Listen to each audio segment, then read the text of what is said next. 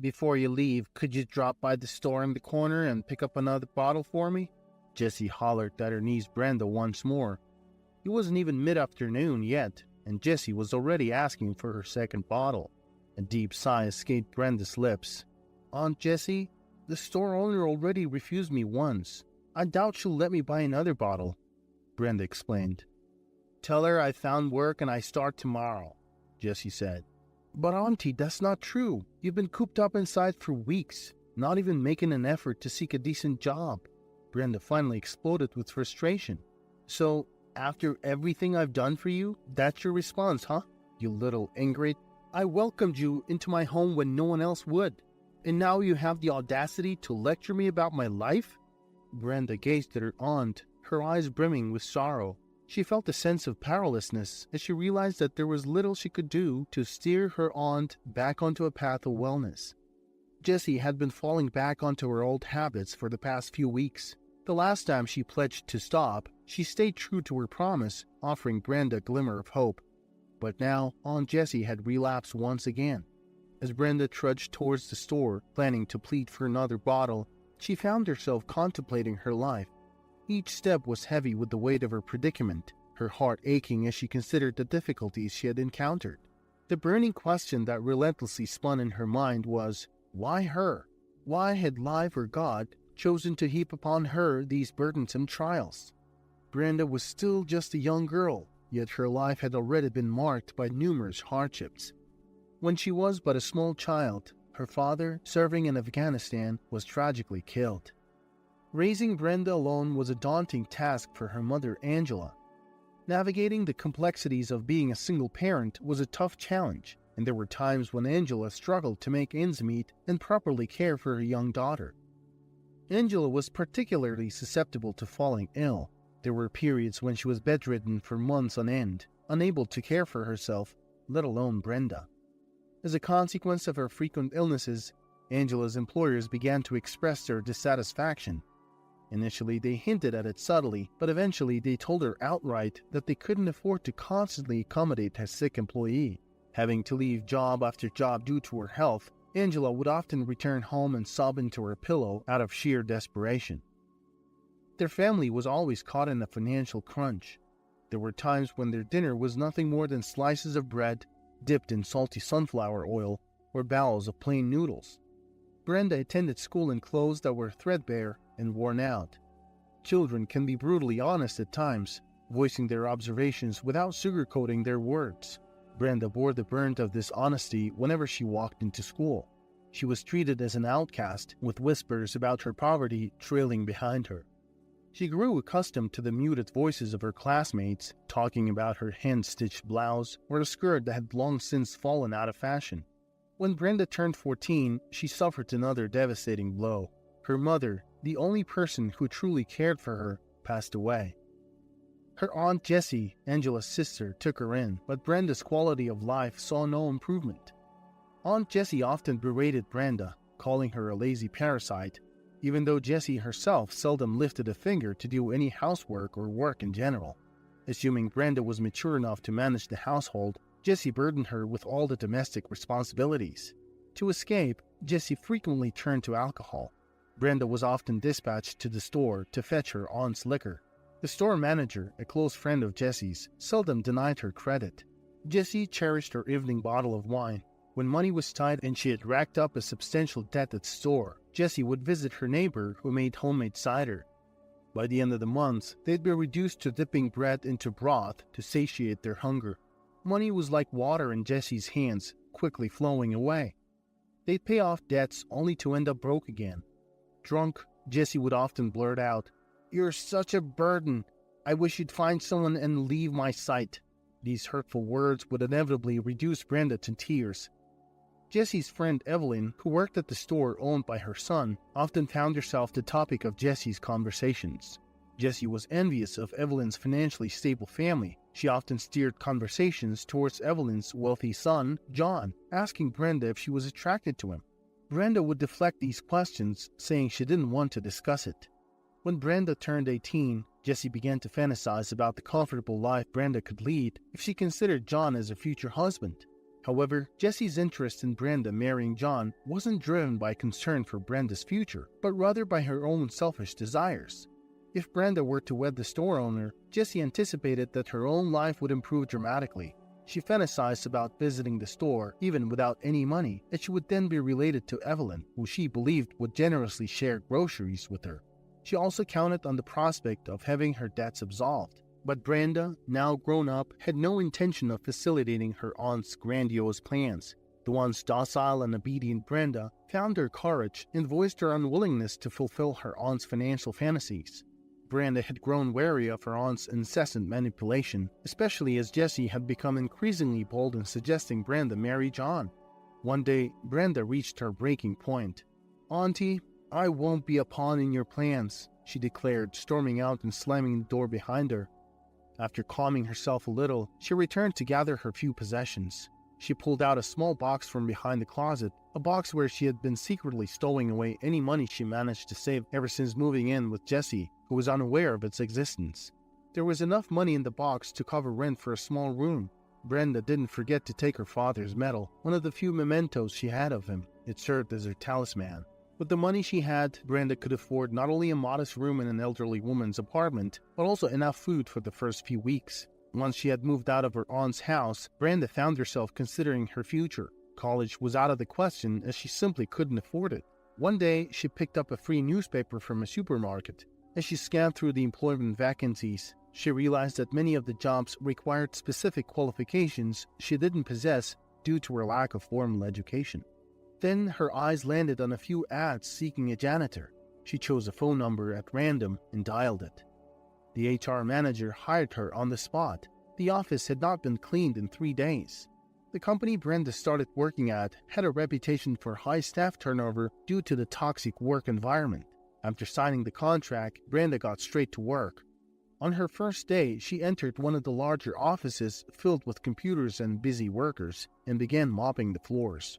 "What's that smell?" Brenda heard a shrill voice shout in her ear. It belonged to an extraordinarily beautiful, yet equally mean woman who reminded Brenda of those gorgeous yet wicked cartoon characters. This woman, Rebecca, had striking dark eyebrows, almond-shaped eyes, hair the color of a raven's wing, high cheekbones, and a pointed chin.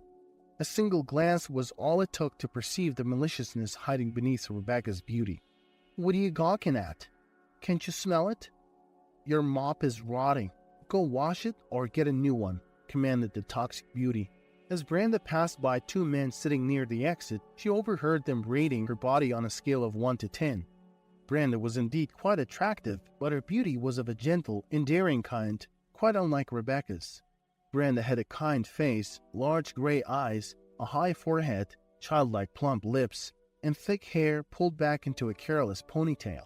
Even her out-of-fashion old clothes couldn't hide her slender waist and pronounced curves. Her shy demeanor and downcast gaze as she mopped the floor made her seem like a modern-day Cinderella, enduring the scorn of her stepmother. The men whispered their assessments and opinions about the new janitor, careful to keep their voices low so the office queen Rebecca wouldn't overhear.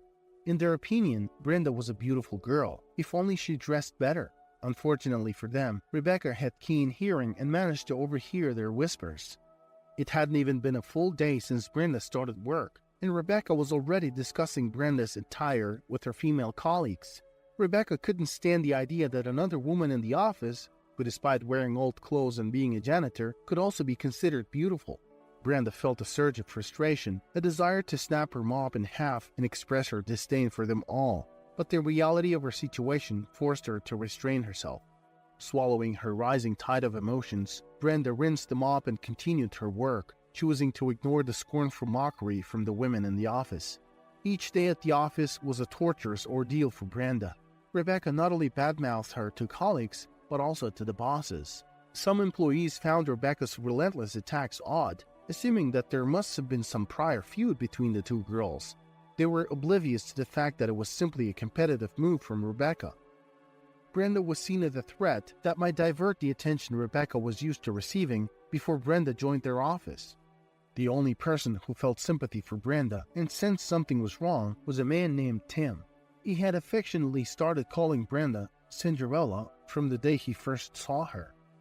One evening, Tim stayed back in the office even after his workday was over. He waited for Brenda, as her workday typically ended long after everyone else's. When Brenda finally emerged from the office, she was taken aback to see Tim approach her and invite her to dinner at a nearby cafe. They quickly struck up a friendly conversation, and Brenda was pleasantly surprised by Tim's polite and attentive behavior. But the next day, one of Rebecca's friends confronted Brenda in one of the office rooms. "Are you out of your mind, spending time with Tim?" she began. "He's Rebecca's boyfriend. Didn't you think about that before talking to him? They're engaged, for crying out loud. Do you know what she'll do if she finds out you were out with her boyfriend at a cafe? Just wait till she becomes a department manager, then you'll see some real fun." Nancy ended her tirade with a malicious grin. The following day, Brenda faced an unsettling surprise. As she was passing a conference room, she saw Rebecca and a few other girls chatting. Rebecca noticed her and beckoned her to come in. As Brenda walked in, the first thing Rebecca said was, "I love your vintage clothes. Which thrift store did you pick them up from?" The other girls looked surprised, uncertain whether this was a serious question. Then Rebecca added, "And your shoes? They're like antique Spanish boots." It was evident that she was creatively mocking Brenda's outfit, aiming to belittle her in front of everyone else. The other girls giggled in response, trying to align themselves with Rebecca's apparent humor. They didn't want to sour their relationships with someone as ambitious as Rebecca. From that moment on, Tim stopped inviting Brenda out. If they crossed paths in the hallway, he'd feign a phone call or shift his gaze elsewhere, unable to look directly at the girl he was beginning to have feelings for. He was ashamed of his betrayal, having laughed along with everyone else at Rebecca's pointed jibes. Although he had fallen out of love with Rebecca a long time ago, the thought of breaking up with her was out of the question. He liked his job and the pay it brought. He didn't want to cross paths with the future department manager. Tim had his hopes pinned on a promotion, and he was ready to use any means necessary to get there. He was even willing to suppress his budding feelings for Brenda to achieve his career goals. After Rebecca successfully squashed what she saw as an attempt to steal her boyfriend, she strutted around the office, taking pride in her victory. Rebecca, the office queen, was so pleased with her public belittlement of Brenda that she left her alone for a while. Brenda's sense of dignity, however, clashed with the harsh reality of her situation. If she quit now, she risked not getting paid. Unfortunately, when she signed her contract, she had not paid close attention to the fine print, which stated that if she chose to quit within the first month, she could face a delay in payment or not get paid at all. Brenda didn't want to lose the pay from 3 weeks she had already worked, so she had no choice but to stick it out. Her savings were dwindling. And then there was her pet. Brenda couldn't bear the thought of leaving her playful kitten, Simba, hungry. One day, a small kitten had managed to sneak into the office.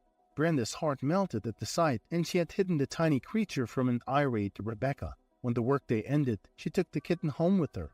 The old lady who was her landlord didn't mind the kitten. Brenda named the small creature Simba. When she was down to her last bit of money, she split the last packet of milk between herself and Simba.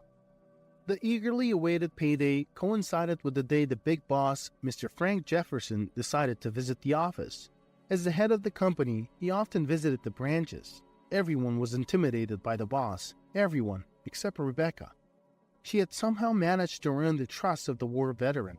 Mr. Jefferson admired Rebecca's sharp intellect, her beauty, and her bold audacity.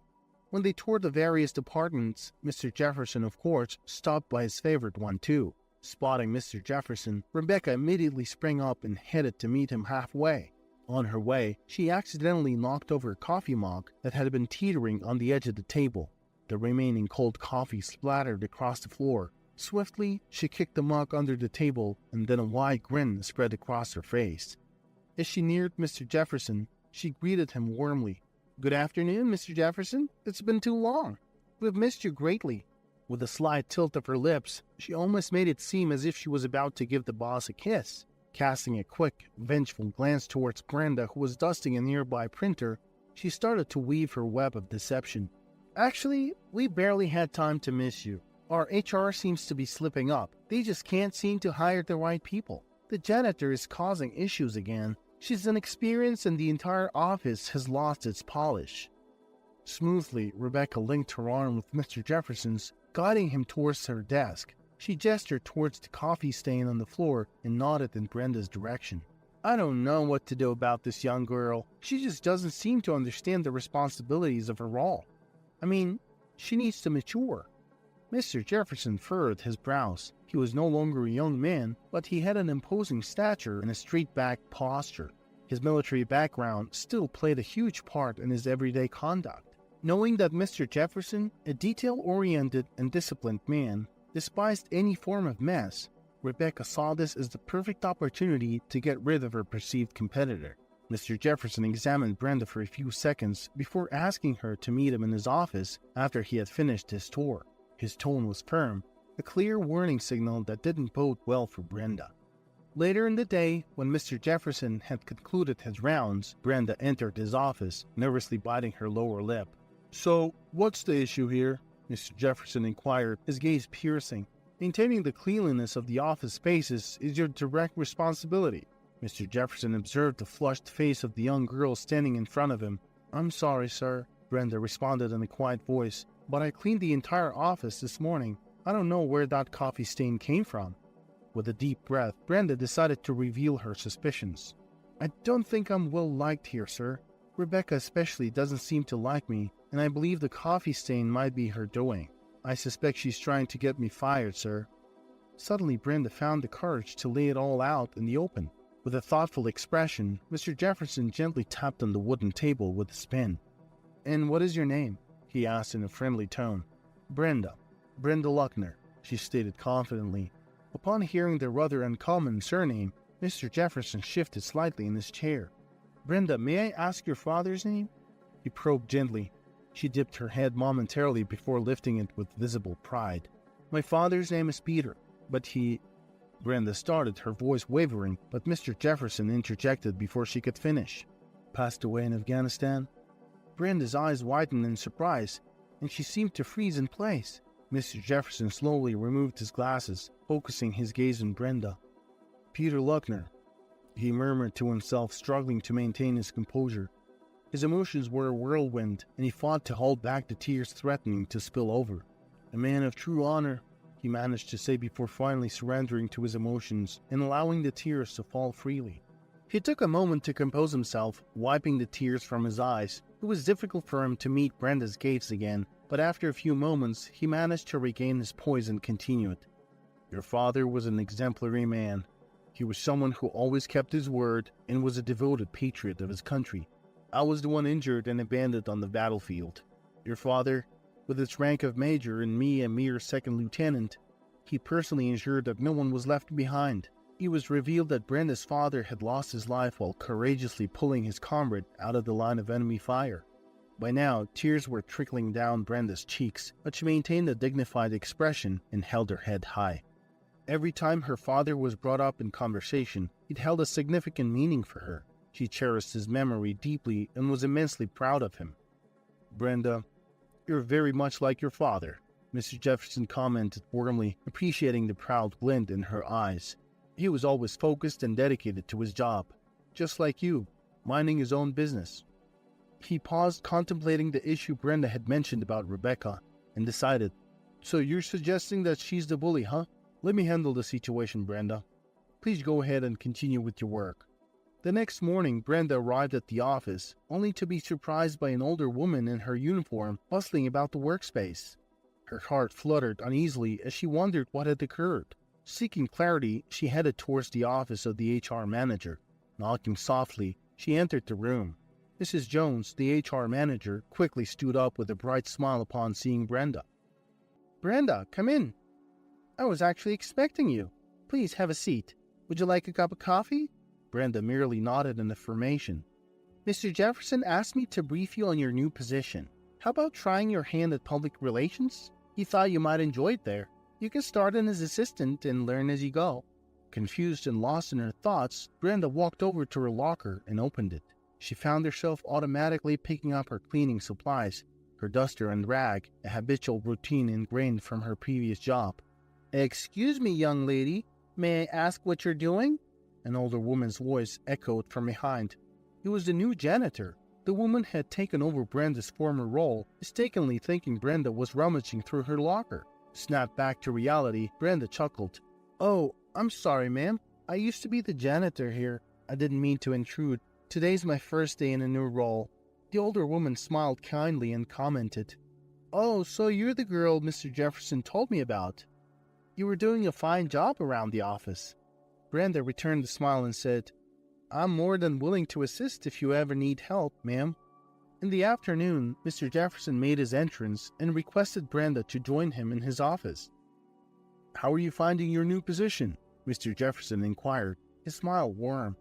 "I'm not too familiar with it yet, but I'm eager to learn," Brenda replied. "That's the spirit," he approved. "How's your mother doing? Where are you currently living?" Brenda shared their story, and once she finished, Mr. Jefferson hastily jotted down an address on a piece of paper. Rising from his chair, he retrieved a set of keys from his drawer. "Here's an address, and these are the keys. The apartment is vacant. Please move in and don't say anything more." Brenda looked at Mr. Jefferson, her expression filled with unsaid words. Noticing this, he reassured her. "Brenda, this is nothing in comparison to what your father did for me. If it wasn't for him, I wouldn't be here today." "Thank you, Mr. Jefferson. I'm grateful for your kindness." That very day, Brenda returned home and began packing her belongings. Mrs. Clark, her elderly landlord, appeared from her room, curious about the sudden activity. "Mrs. Clark, I've been offered a place to live, rent-free, and it's closer to my work. I plan on moving out tonight, but I'll cover the rent for the next 2 weeks." "Oh dear, you don't have to do that. I've grown quite fond of you, Brenda. But when you're away work, Simba keeps me company. Would you consider leaving him with me?" Brenda gave Mrs. Clark a warm hug, smiling. After saying her goodbyes, as she stepped outside, her phone buzzed. Her salary had been credited into her bank account, but the amount was substantially more than she had anticipated. She quickly texted the payroll clerk, pointing out the error, but the reply she received informed her that the company had included compensation for moral damages. It appeared that Mr. Jefferson had dismissed Rebecca, explaining that her behavior was tarnishing the company's reputation. As soon as Rebecca was fired, Tim began to hover around Brenda, even inviting her to a high-end restaurant. Although Brenda wasn't keen on the idea, Tim was persistent. Throughout the evening, Tim chatted incessantly about various topics, and Brenda listened patiently, willing to give him an opportunity to express himself. However, he never once addressed his previous actions, nor the fact that he hadn't supported her when she needed it most. Instead, he constantly showered her with compliments, praising her intelligence and beauty. When Brenda responded neutrally, Tim realized she wasn't falling for his charade. As their dinner came to a close, the waiter delivered the bill, discreetly placing it at the edge of the table. Tim suggested splitting the bill, to which Brenda smiled and responded, "No, I've got this." Brenda's life took a positive turn in Mr. Jefferson's apartment. She cherished her new job and was relieved from the constant worry of her prior struggles. She progressively grew more involved in her department's operations and was well liked by her colleagues. However, she did remember those who had not treated her well before Mr. Jefferson recognized her. One day, returning home, she noticed that her apartment door was unlocked, a state she never left it in. Her worry grew, considering the possibility of a break-in. She cautiously entered, spotting a suitcase near the entrance. In the living room, a man a few years her senior was fast asleep on the couch. Confused, she sat opposite the couch, quietly observing the unfamiliar man and debating whether or not to wake him. After a few minutes, the man's phone, sitting on the glass table in front of him, began to buzz. Brenda leaned in and saw Dad flashing on the screen.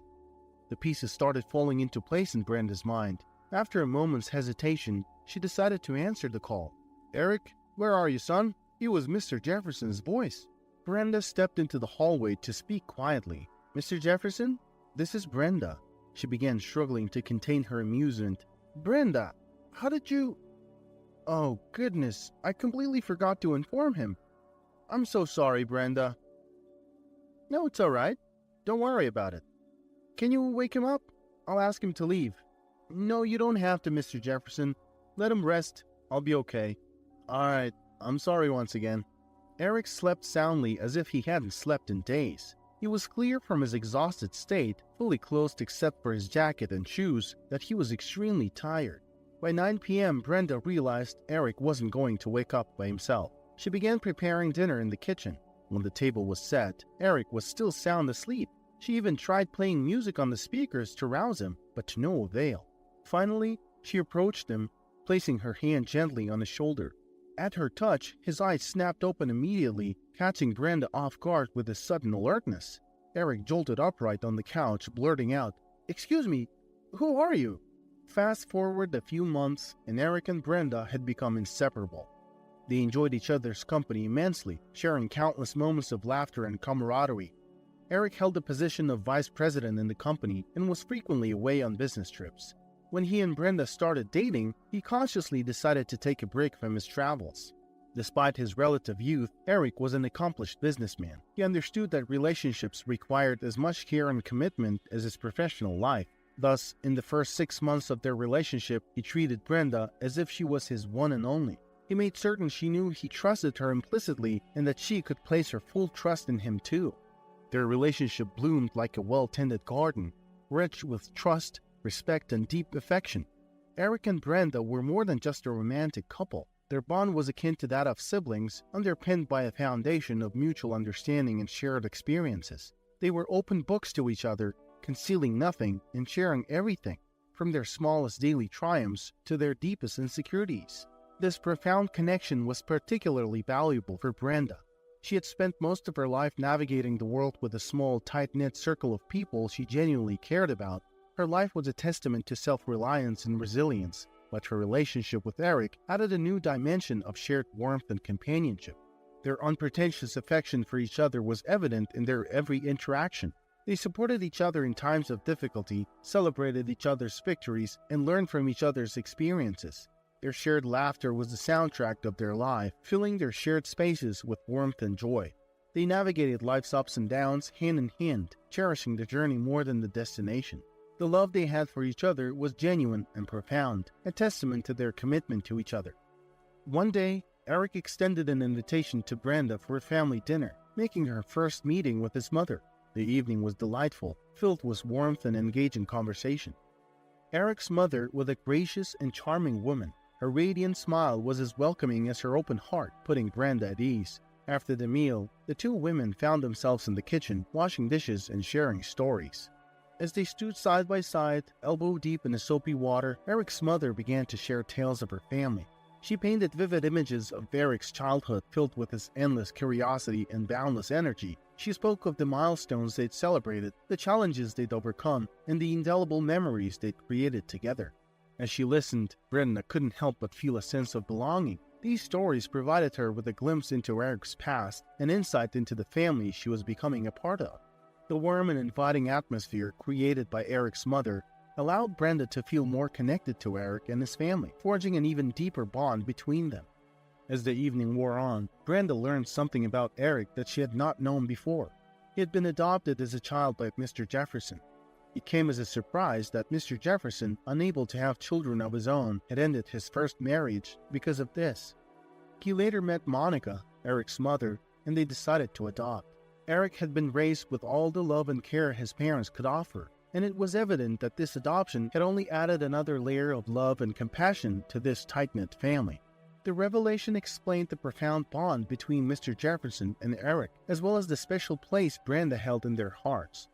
Despite the surprise, Brenda appreciated the openness with which this story was shared. It spoke volumes about the trust and acceptance that was foundational in their family, making her feel even more welcome and cherished. It added depth to her understanding of Eric's past and the unique paths that had led them all to this moment. The journey may have been unconventional, but the love they shared was unmistakable. Mr. Jefferson held a profound respect for Monica, his wife, who had chosen to share her life with him despite his inability to have children. Her decision to marry him, knowing they would not have biological children together, signified a depth of love and commitment that he treasured. She had not only accepted him with his limitations, but had also embraced the idea of creating their family in a different way, through adoption. This profound decision demonstrated Monica's empathetic nature and unwavering support, attributes which were reciprocated in Mr. Jefferson's deep reverence for her. Their shared journey in building their family, starting with the adoption of Eric, was a testament to their shared values of love, resilience, and acceptance. Eric, growing up in such a nurturing environment, had been a keen observer of his parents' mutual respect and unconditional love. In fact, their relationship had a significant influence on his own values and approach to life. The way they treated each other with kindness, respect, and unwavering support became a guiding principle for Eric. He admired his parents' ability to communicate, solve problems, and navigate life's ups and downs together. Their love story wasn't just about shared joy, but also about shared growth and resilience. They stood by each other, overcoming challenges and celebrating triumphs, which taught Eric the importance of companionship and compromise. Such an upbringing imprinted on Eric a deep understanding of respect and empathy towards others, which he carried into his own relationships. This could be clearly seen in his relationship with Brenda. He treated her with the same respect and affection that he had seen his parents extend towards each other, building a relationship grounded in mutual trust and understanding. This familial foundation undoubtedly contributed to the deep and compassionate bond that Eric and Brenda shared. Once the pleasant dinner was over, Brenda and Eric returned to their apartment, a shared space filled with warmth and memories. For Brenda, the reality of her present situation was somewhat surreal. It felt like she was living in a dream, one too good to be true. Every detail of her life seemed to fall into place like perfectly fitted puzzle pieces. From her satisfying job in public relations to her deepening relationship with Eric, everything was aligning in a way that felt magical. She found herself reflecting on her journey as they settled into their cozy living room. There she was, no longer the lonely janitor from months ago, but a cherished part of a loving family and a successful professional thriving in her career. The transformation was so drastic yet so seamless, it was hard for Brenda to fully grasp, but as she glanced at Eric, who was sitting beside her with a soft smile on his face, she felt a deep sense of gratitude. Life may have thrown countless challenges at her, but it had also gifted her with unexpected blessings, and for that, she was profoundly grateful. Each passing day only strengthened her belief in the power of resilience and the magic of new beginnings. Indeed, for Brenda, life felt beautifully magical. In just a few more months, Brenda found herself engaged to Eric, with their wedding date fast approaching. One tranquil evening, as they were immersed in wedding preparations, discussing the guest list and invitation designs, Brenda felt compelled to share something with Eric. "Eric," she began, her voice softened by a wave of emotion, "I've seen a lot of hardship in my life, and honestly, I never imagined that I would find someone like you. You've taught me so much, changed my life in such profound ways. If it weren't for you, I might never have found the courage to say what I'm about to say. I want to invite my aunt to our wedding. I hope you wouldn't mind?" Eric's face lit up with pure joy as he heard Brenda's words. Being well aware of the complex relationship between Brenda and her aunt, he had quietly hoped that one day Brenda would find the strength to let go of past grudges. Understanding the importance of forgiveness and healing, Eric believed that harboring resentment did more harm than good. It was a realization he had hoped Brenda would arrive at on her own, and hearing her now, he was filled with a sense of pride and relief. This was a significant step for Brenda, a testament to her growth and resilience, and Eric couldn't be happier for her. After all, Jessie, Brenda's aunt, was the one person who had taken her in after the devastating loss of Brenda's mother. While Jessie may not have been able to provide much materially, the life she gave Brenda was filled with invaluable lessons. Brenda had learned how to face adversities and navigate through life's rough patches under Jessie's care. She had learned resilience, self-reliance, and the importance of hard work. The trials and tribulations she experienced in her early life, in a sense, prepared her for the journey she would eventually embark on. It was a complex tapestry of gratitude and resentment that Brenda held for her Aunt Jessie. But now, as she stood at the precipice of a new phase in her life, she felt ready to extend an olive branch, to acknowledge Jessie's role in her upbringing, and to invite her to witness the woman she had become. Eric and Brenda's wedding was a warm, intimate affair, attended only by those who held a significant place in their lives. Among the select group of attendees was Mrs. Clark, the elderly woman who had extended a hand of help to Brenda when she needed it the most. Aunt Jessie, too, was present. Throughout the event, she maintained a quiet demeanor, subdued perhaps by a sense of guilt about her past actions and the complex relationship she had shared with Brenda. The beautiful, resilient woman standing at the altar was a stark contrast to the young girl she had taken in years ago. As she watched the proceedings, Jessie couldn't help but be consumed by a blend of pride, regret, and a newfound hope for reconciliation. After giving a heartfelt speech, Expressing his love for his son and new daughter-in-law, Mr. Jefferson pulled Brenda aside for a private chat. "Brenda, there's something I've been meaning to tell you," he began, his voice steady despite the gravity of his words. "I've known about you, your mother, and your aunt for a long time. In fact, I tried to reach out and help you numerous times, but your mother always turned me away." Mr. Jefferson's eyes softened with regret as he continued. "She never forgave herself for what happened to your father, and she blamed me. The guilt has haunted me ever since, but I never lost hope that one day I could make things right." The revelation left Brenda speechless. She had never imagined that the benevolent Mr. Jefferson had been quietly influencing her life from the shadows. The realization struck her with a profound sense of gratitude. In that moment, standing amidst the joyous celebration of her wedding, Brenda felt an overwhelming sense of peace. She had come a long way from her days of hardship and uncertainty, and now, surrounded by people who cared for her, she felt ready to embark on this new journey. Always be grateful for what you have. You never know